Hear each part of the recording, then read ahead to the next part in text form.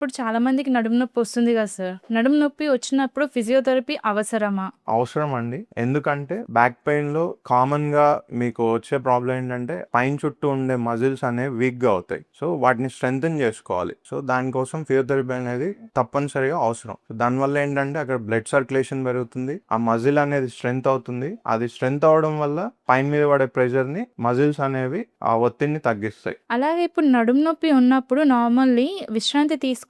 లేకపోతే ఎక్సర్సైజ్ చేయమంటారా? పెయిన్ వచ్చినప్పుడు బ్యాక్ పెయిన్ అక్యూట్ ఫేస్ అంటారు. ఆ అక్యూట్ ఫేస్‌లో ఫస్ట్ 48 అవర్స్ వరకి మీరు రెస్ట్ తీసుకోవడం అవసరం. ఆ తర్వాత కూడా రెస్ట్ అవసరమా అంటే అవసరం లేదు. ఒకవేళ మీరు రెస్ట్ తర్వాత కూడా తీసుకుంటే దానివల్ల మజిల్స్ అనేవి వీక్‌గా అవుతాయి. అక్కడ బ్లడ్ సర్క్యులేషన్ అవ్వదు. ఇంకా బ్యాక్ పెయిన్ అనేది ఎక్కువ అవుతుంది. ఏం చేయాలి అంటే మీరు ఫిజియోథెరపీ ఎక్సర్సైజ్ చేయాలి. అండ్ 20 మినిట్స్ వాక్ అలా చేయడం వల్ల మీకు దాని నుంచి రిలీఫ్ అవుతారు. సో, ఇప్పుడు నార్మల్లీ బ్యాక్ పెయిన్ వచ్చినప్పుడు హాట్ ప్యాక్ వాడడం మంచిదా? లేకపోతే కోల్డ్ ప్యాక్ వాడడం మంచిదా? ఫస్ట్ బ్యాక్ పెయిన్ రాగానే కోల్డ్ ప్యాకే వాడాలి. ఎందుకంటే స్టార్టింగ్‌లో అక్కడ స్వెల్లింగ్ ఉంటుంది. సో, ఈ కోల్డ్ ప్యాక్ వాడడం వల్ల స్వెల్లింగ్ అనేది రిలీఫ్ అవుతుంది. క్రానిక్ పెయిన్ అంటారు నెక్స్ట్. క్రానిక్ పెయిన్ అంటే అది మీకు more than 2 months to 3 months వరకు ఉంటుంది. దాంట్లో మీరు హాట్ ప్యాక్ వాడాలి. సో, అందులో మీకు మజిల్ అనేది స్టిఫ్‌గా ఉంటుంది. సో, ఆ మజిల్ స్టిఫ్‌నెస్ పోయి అక్కడ బ్లడ్ సర్క్యులేషన్ పెరగడానికి హాట్ ప్యాక్ వాడొచ్చు. Thank you sir.